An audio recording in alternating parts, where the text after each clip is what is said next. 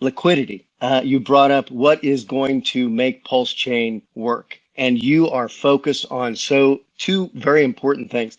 Now, you brought across the question to kind of get Gary to build, and you're interested in his advice and understanding of these things. So you're really reaching out to him, and Gary's laying down some good information.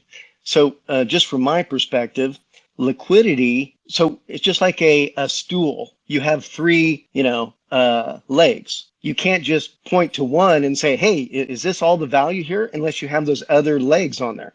So liquidity is that very important leg that allows things to move around, but you can't have only liquidity as your value and expect everything, to be based on that.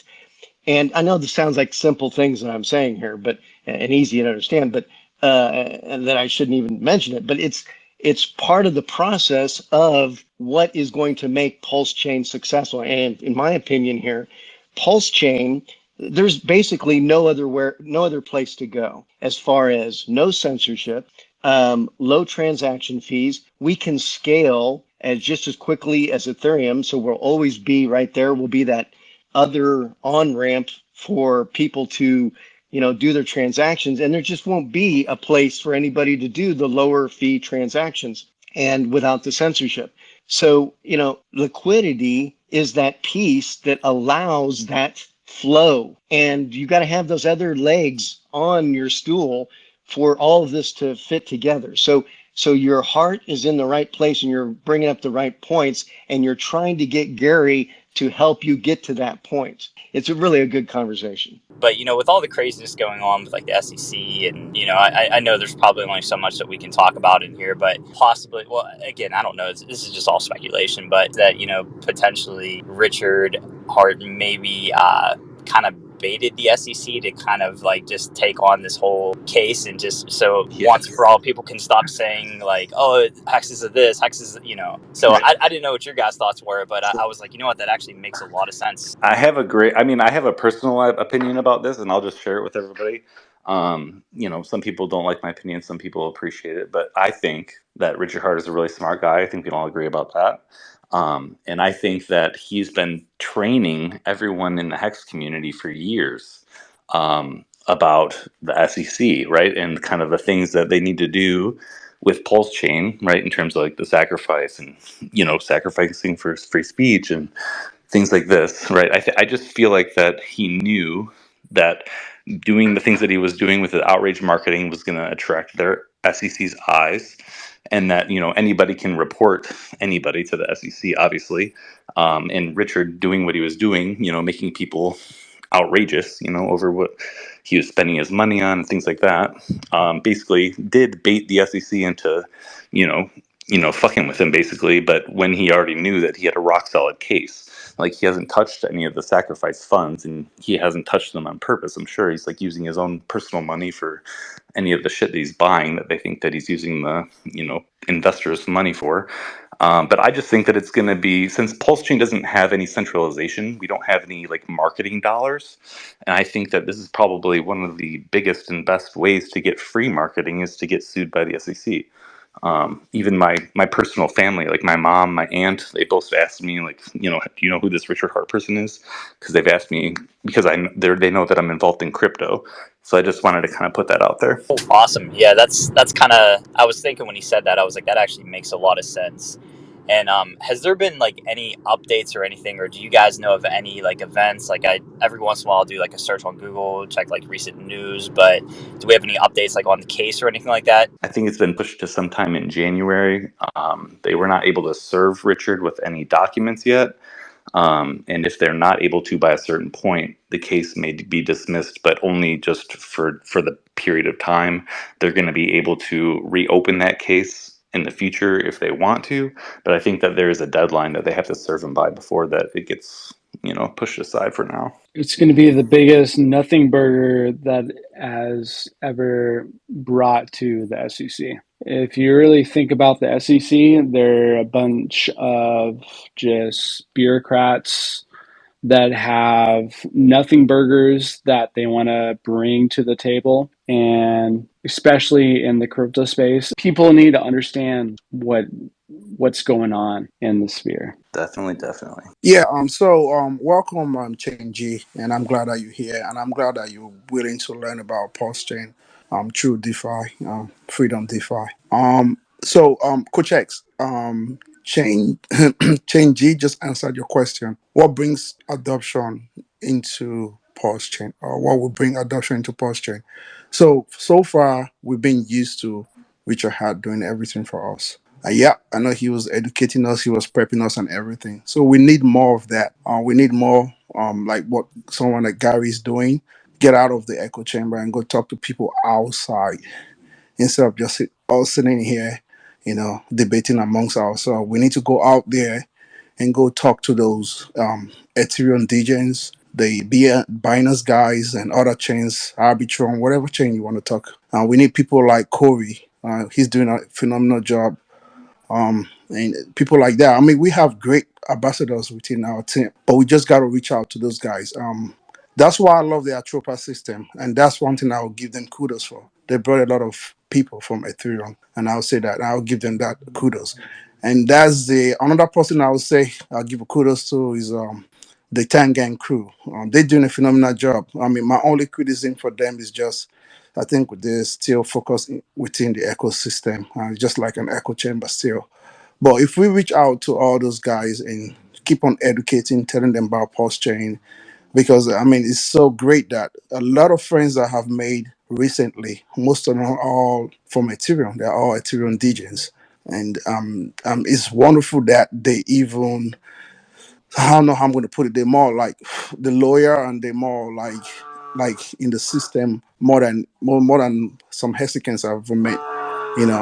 We have some group of them out here that are here right now that listening to us. We should welcome those guys, open hands, and we should try to educate them instead of us still like talking amongst ourselves. I think that will bring adoption. We should have to show them the value of Pulse Chain. It's really true DeFi. And I don't really, it's not I don't care about the price, but I know that we are doing something. We're creating a future for ourselves, being part of history. So yeah, that's welcome, Chenji. I'm glad you're here. Thank you. Thank you, man. I appreciate you. And one thing I want to say too is if we could make that LeBlanc guy, or that Matt LeBlanc, if he turned like from full skeptic to believer, I feel like there, we could do that for a lot more people, because a lot of people like myself, I started off negative and a skeptic, and now I'm obsessed, and I see value. I see the vision, and like I said, I'm just excited to be here and just learn from all of you. And I think what you guys have created within this community is truly incredible, and I don't think it's long before other communities realize that, especially if regulations really come start to push the shove. I think a lot of people are going to realize that Pulse Chain is true DeFi, and yeah, just excited to see what the future holds. So yeah, happy to be here.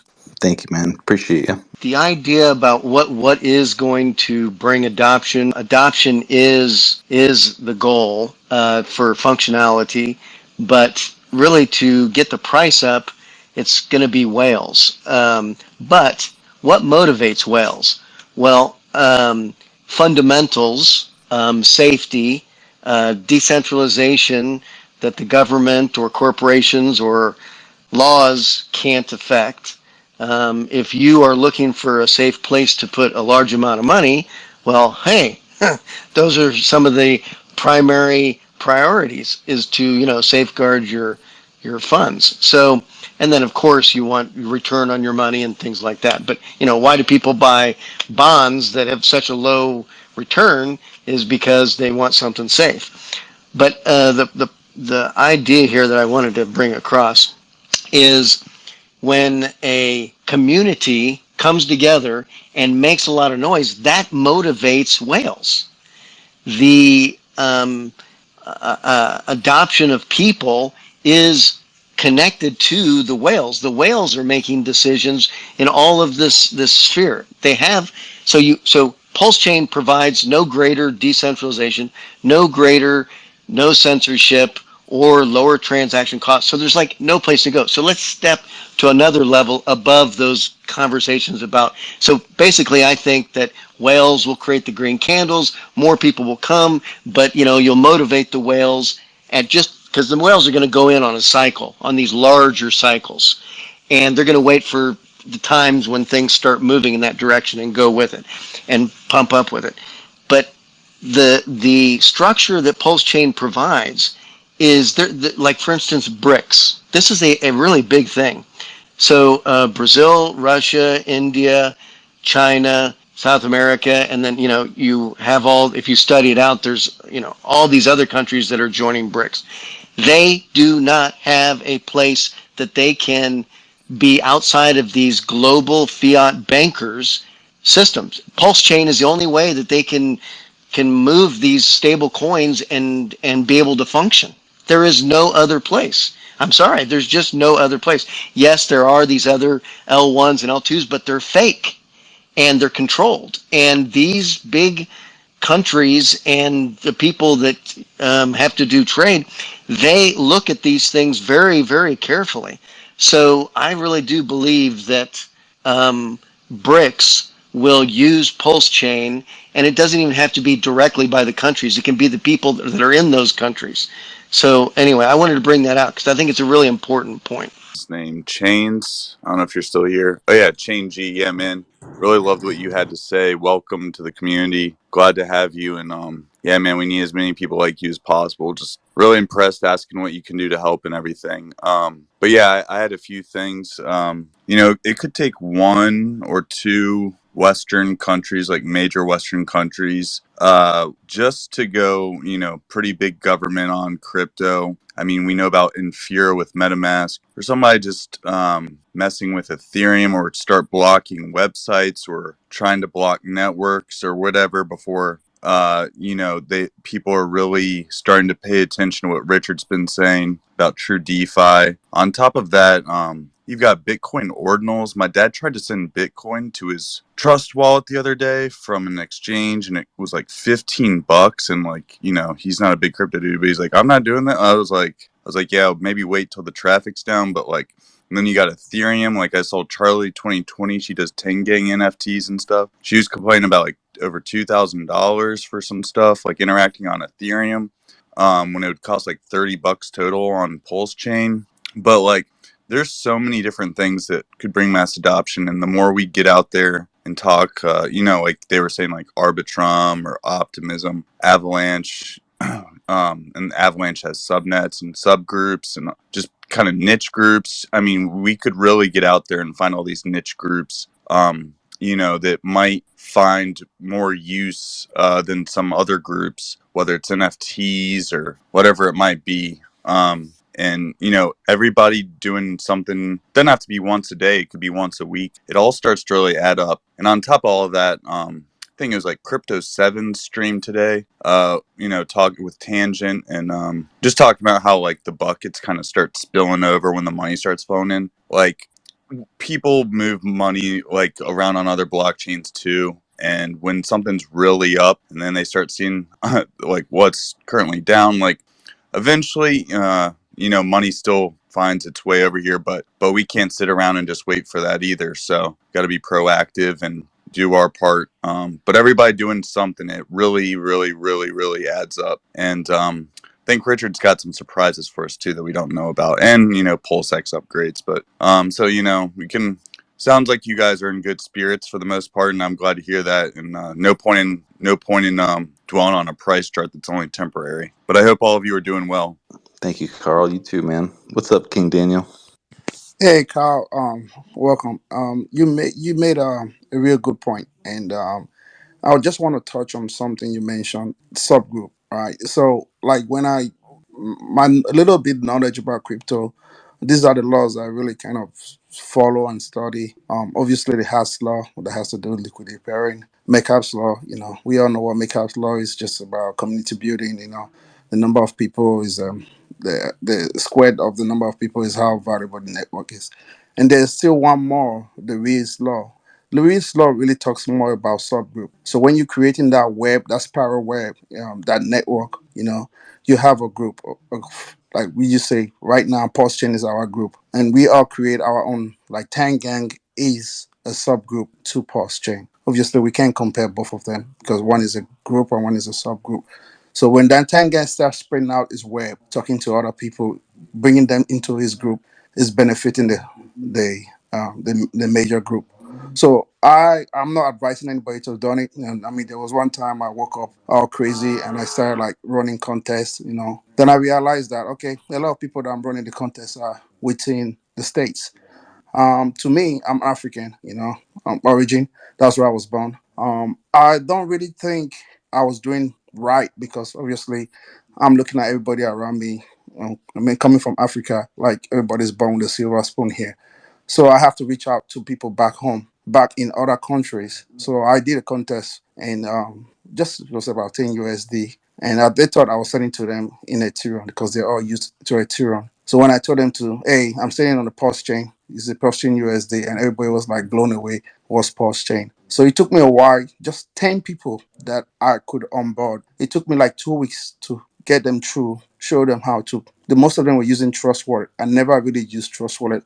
I don't even think Trust Wallet has Pulse chain, but I had to tell them how to create MetaMask, and what Pulse chain is, how to put the network into the MetaMask and everything. It took me a while, each and every one of them, to be able to do that and send them to them. So the next thing I did was I target Dana, Indonesia, and I had a lot of people that came in too. The same thing that happened. The funny thing is that most of the people in there, the African guys, they were cool because most of them, maybe I'll say about 3 out of 10 knew what posturing is. But the Dana guys, none of them knew. They were telling me to send to a funny wallet. I think the wallet was even called Dana's. The address they were sending to me, I was like, I don't know what this address is. So out of those 10, I could onboard 6 people. That really created Pulse chain in their MetaMask, and I could be able to send them those USD. So that's what I'm trying to talk about. We need to really reach out to all those people far away. That $10, $5 means a lot to them. I know Gary put up a post one time. He was eating burger and said it cost about $14. I know back home in Africa, I'm not saying they're poor or anything, but $14 can feed a family of 2, 3 people in a week over there. I know that for sure. Obviously they have subsistence farming and other stuff going on. I mean, they have other things they depend on. They are goats, cow, and chicken and other stuff. So all those things really matter. That's the future I'm looking at for Pulse Chain. I saw a post the other day. I think it was by Eric Wall. He was talking about Binance. He's trying to create a lightning network for BNB. And I replied in the post, yeah, posting, we're just gonna fuck it and do the same thing.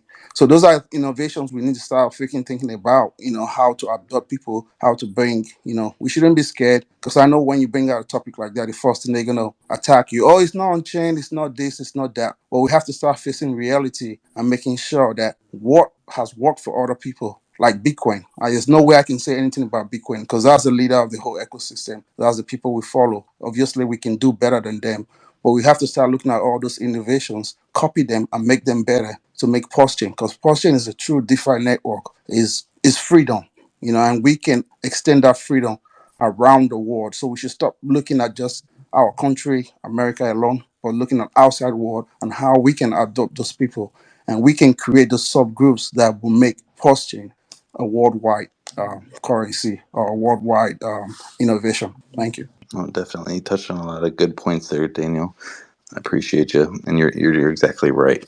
We have to definitely reach out to a lot more people that are just not aware of Pulse Chain, things like that. We got to put in a little bit more work than we're used to help onboard people, right, that are not really aware of how. Add to that real quick. Sorry, I don't mean to interrupt you, but one thing that like suggestion that I had, and I know like sometimes a lot of people were like nervous to like maybe not necessarily nervous, but like some people don't like stepping out of their comfort zone to talk to people maybe in like person or like like myself, like I have my two best friends that are onboarded, and I got them into Hex and Pulse Chain, and for me that's a win. But I feel like I could do a lot more, and I'm even thinking about kind of taking like the Gary Vayner or Gary V, kind of his approach is really just like putting out content, and that's the whole reason I've started building up my Twitter, is really just trying to get a little bit more exposure and put out more content. But like the next step would be just putting out content on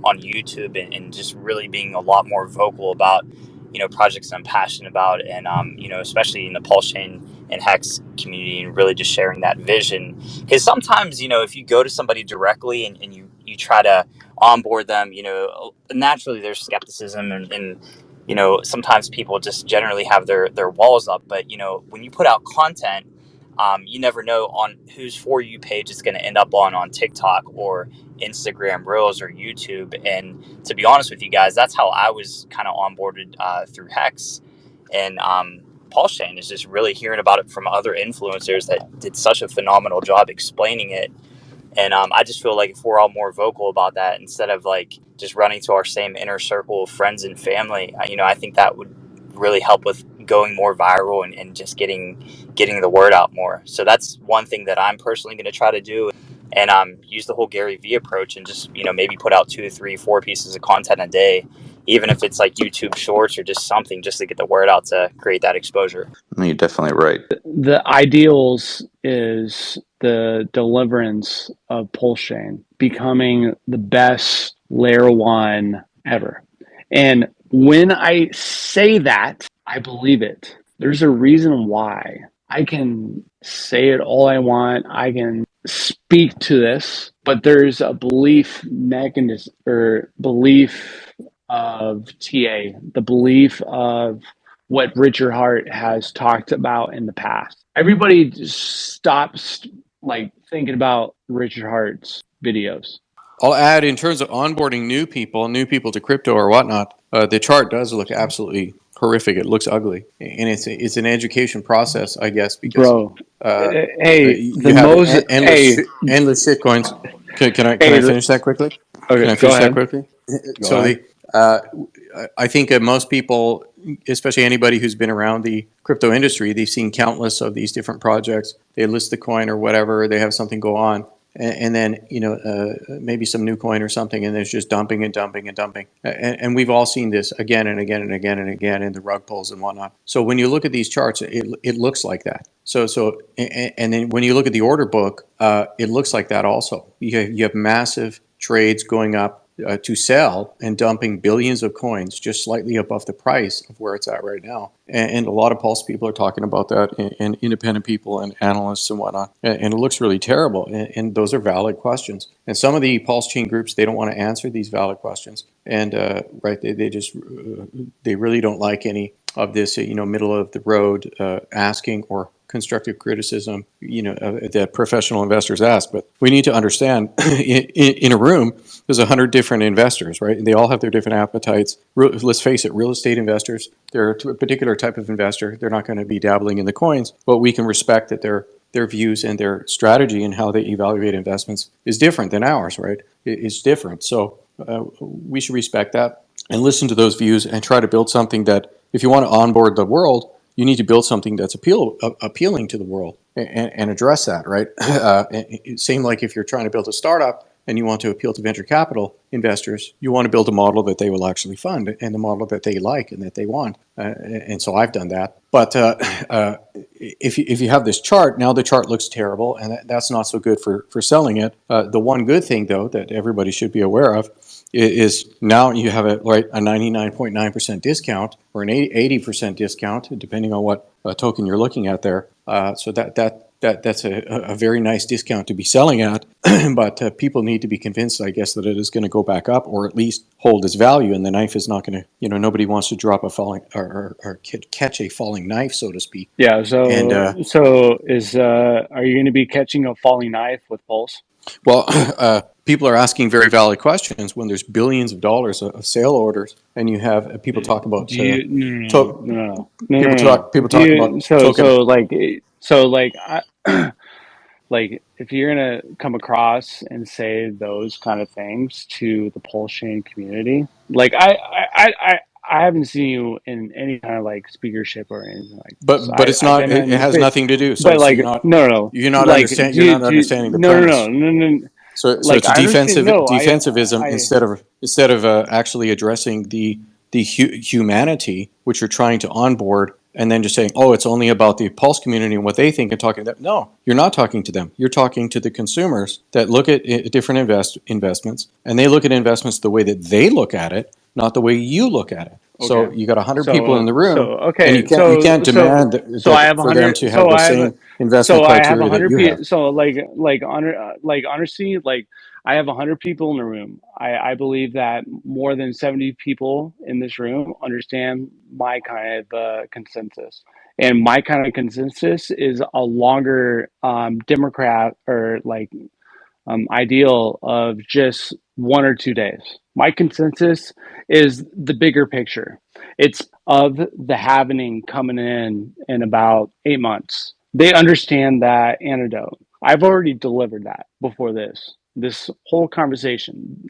Everybody in this room who knows me understand that statement. Period. Except So you, no, no, no, but the consumers out in the market. the So again, you're going back to this kind of centralized around you yourself and your own worldview and your own personality. When that's not how but onboarding you're new people the who don't know those things actually works, and that's what we're talking about, right? so like you just brought that like antidote. So I've already like brought to the table what I bring. So if any individual, any retailer that has wants to get into the crypto space, they have to do their own homework. Period. End stop. Mic drop. If they want to do it themselves by doing YouTube University, they fucking do it. If they want to understand how to create a wallet and make their own bank, that's what they're going to do. But in the reality of this world, people are not going to do that. It's not going to be because of this kind of conversation or like bring into the next measure. It's going to be like the whole like it's a fucking spiritual type of consensus to get into the crypto industry. It's once you wake up to the reality of the world, that's when you get into crypto. So especially when you get into Pulse Chain, you already woken up to the world and in the reality. So would posit to think that you don't truly understand how and incredible what Richard Hart is doing right now, specifically with forcing us to create our competing institutions ourselves to create with in the free market our alternatives on Pulse Chain. He's creating an educated, intelligent community that is going to be leading and paving the way in freedom and liberty in the future. And again, if you haven't been in it, I mean, like 2017, not good enough. I'm talking Richard Hart early days. I'm talking like circa 2011. Okay, you wouldn't be able to understand to really truly grasp what is happening in the crypto world. I mean, back in the day, it was a lot freer than it is today, and I'm not just talking about. I'm talking. I've been seeing the more and more that I've been, and I travel a lot in the United States, and the things that I see are really disheartening. The one thing and the one person that's kept me in the space since my breakup with Bitcoin from the early days, original gold bug. It's Richard Hart, and I believe in what he's doing. So if you're here, congratulations on you, because you are way early. You don't understand. Richard Hart is earlier than the rest. He has always been ahead of his time. And Pulse Chain and Hex, I will say Hex too, is ahead of its time in ways that most don't comprehend. And again, if you're here just for the price movements and things like that, good on you. But that's not why I'm here. But I don't say that that's not I'm not going to say I'm not here for that too, right? But it's a greater picture, a bigger picture.